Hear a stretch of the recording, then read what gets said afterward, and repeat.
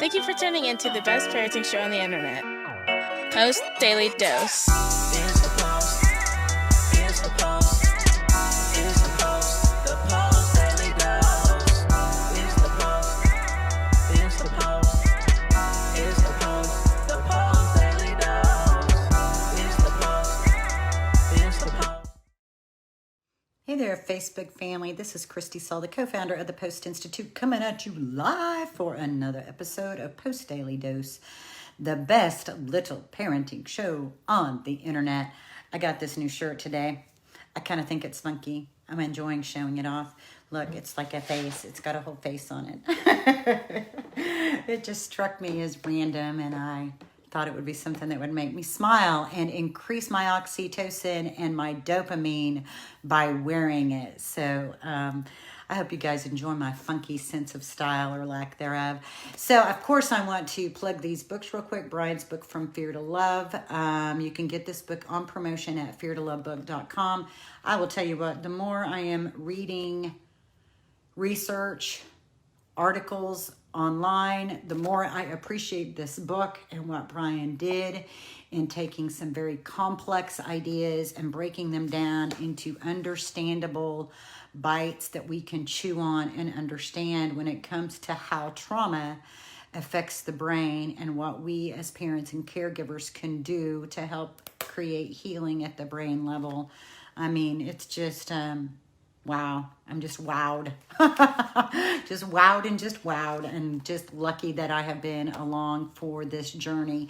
We also have this great workbook. I strongly encourage it. This work it's about digging deep. It's about digging deep into understanding your child and understanding yourself so that you can create a more healthy, healing relationship in your family home and helping parents be the leaders that they are anointed to be. It's just that you're leading in an arena that you may not be as familiar with as what you need to be.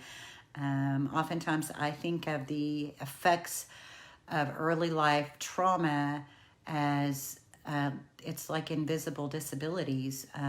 So I have a child who has physical disabilities. She was born with spina bifida and hydrocephalus. She's mobile by wheelchair. I have the visible reminder of the unique care that I have to provide for her as her parent. For children who have come from tough places, many of the challenges are related to the formation of the brain and how the brain has been formed relative to the trauma that's been experienced. So we don't have the visible reminder, and yet there are very unique needs for these children. And the more we can understand that, the more we can provide them the care that they need. Look, I lost my earring. Let me stick that back in real quick. So sorry. But I would be lopsided, and that would be weird. I'll just take the other one out. That seems like the better solution. And then we have this book here, Brian's book, The Great Behavior Breakdown. This is also an excellent book. It goes deeper, tells lots of great stories, and helps us see these dynamics in action, both times that maybe things didn't go so great, but also how we were able to even use the situations where things didn't go so great in building relationship and continuing to work at it, because this, we're all human. We're all human. So tonight we're going to talk a little bit more about science. As we talked last night, I'm going to talk about dopamine a little bit more because it's newer research. The Post+Institute's been talking about oxytocin for a long, long time. We talked about that some last night, but this information about dopamine, I'm just finding to be extremely, it's just really mind-blowing. So the first thing I want to share is that research is showing that early life trauma, does affect dopamine. Dopamine is a neurotransmitter sending messages between our cells. And so it not only does it affect dopamine, but it also affects the dopamine receptors in a very negative way. So let me remind you guys of what some of the things that dopamine is responsible for helping with. It helps with learning, with motivation, heart rate, blood vessel fluctuation, kidney functioning, lactation, sleep, mood, attention, control of nausea and vomiting, pain processing, and movement. That's pretty significant, isn't it? So I've been reading all day and my brain's kind of about to explode. But I want to try to keep focused on just some very simple concepts that I'm coming across. So one piece of research that I was reading today was talking about how the attachment and bonding process, that piece of mirror neurons comes into play. And so what is revealed is that, let me see if I can find a place to pick up easily. The infant brain's very different. Infants are completely dependent on their caregivers, whether they get to eat, get the right nourishment, are warm enough. All of these things are dependent on their caregivers. Our study shows clearly that a biological process in one person's brain, the mother, is linked to the behavior that gives the child the social input that will help their brain be wired, quote unquote, normally. So what that is saying is that there is an interconnectedness when the caregiver has a certain amount of dopamine and is able to be attuned and meet the child's needs, then the child's dopamine kicks in and builds from that, similar to the oxytocin release mechanism. So one of the things then that led me looking at was about synchronicity in the parent-child relationship. And part of synchronicity and being able to accomplish synchronicity has to do with the prefrontal cortex. Well, darn it, the prefrontal cortex is also damaged by trauma.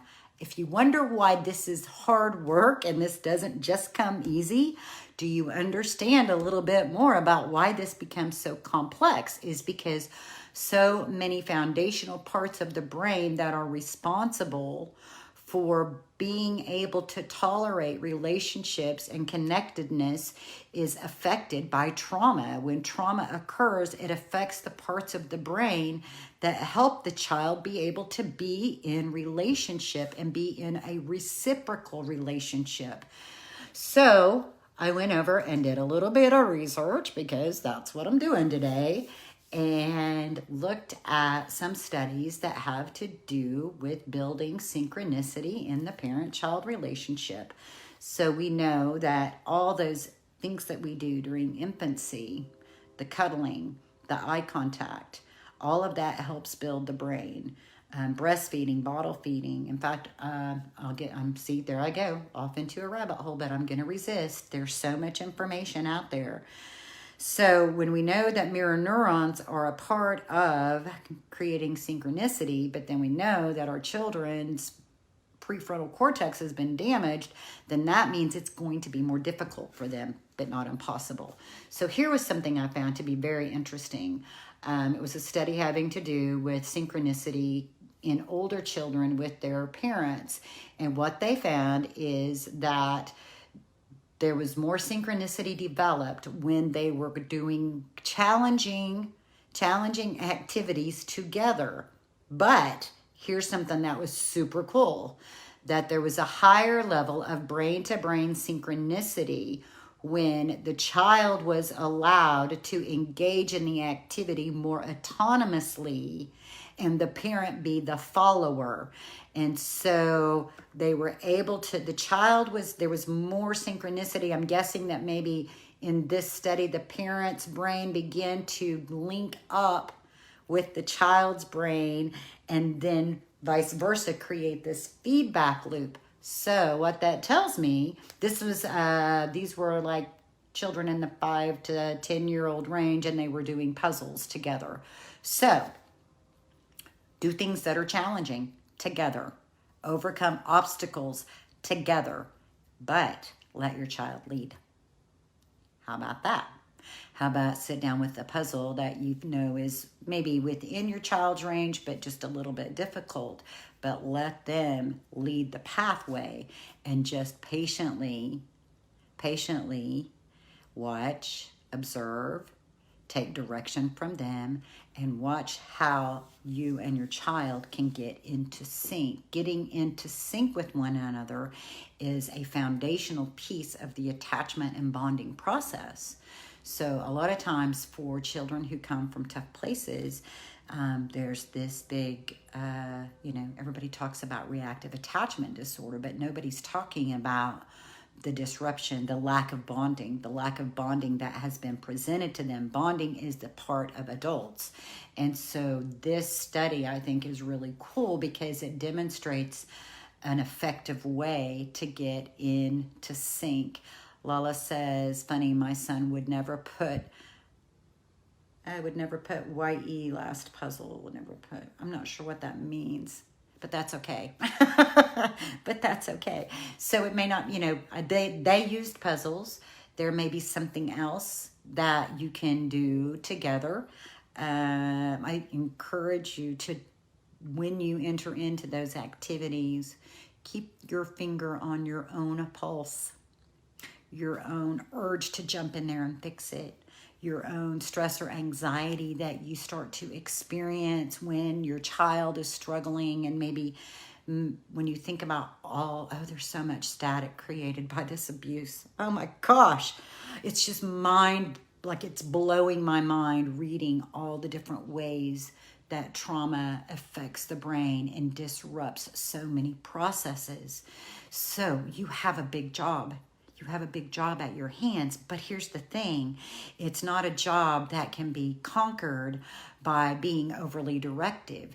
It's something where, what this is telling us is we need to step back a little bit.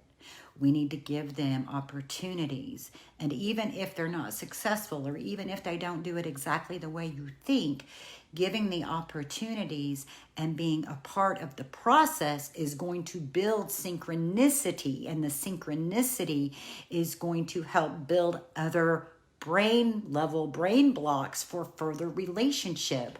So I'm feeling pretty excited because, every night that I've been doing the Post Daily Dose, what do I tell you guys? I'm like, put everything you've been stressing about aside. Everything you've been teaching and over-instructing and being stressed out about, we'll put it all aside. Press pause on it all. Go give yourself about 5 minutes. Take some deep breaths. Maybe eat a nice little piece of chocolate. Put it in your mouth. Wait, unwrap it. Smell it. Put it in your mouth. Let it melt on your tongue. Savor it. Let it be a grounding process that you really take time in, so it's very fulfilling in a way that literally builds your oxytocin because you're giving yourself a little treat. Or just, let the sun shine on your face and feel the warmth of the sun. Just take whatever process you need to let yourself have for that 5 minutes to build your oxytocin, build your patience. Let this be an activity that's not about competition. It's not about perfection, but really your mission is just being in sync with your child. So follow their lead. Play with them. Let the love you have for them shine from your eyes. Let it emit from your energy that they are good enough, that they're amazing, that they're incredible. That adoration, if you're raising a child who comes from tough places, you cannot look at them with adoration too many times. They may not have gotten that very much. So let it shine from your eyes, let them feel it from your heart, and go play with them. That is their language. That is their best way of communicating, and let them be in charge. Follow their lead, and know that when you're following their lead, you're helping to build synchronicity.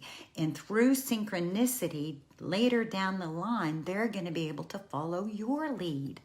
So let's jump in and create some later life attachment and bonding, and let's do our part.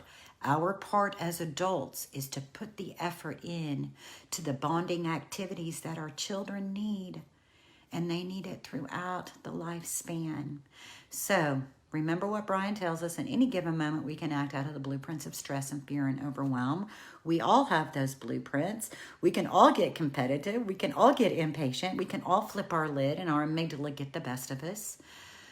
Or we can take 1 to 2 to 3 to 10 deep breaths, and we can choose love. Much love to you guys. I hope you have a beautiful evening, and we will see you all tomorrow.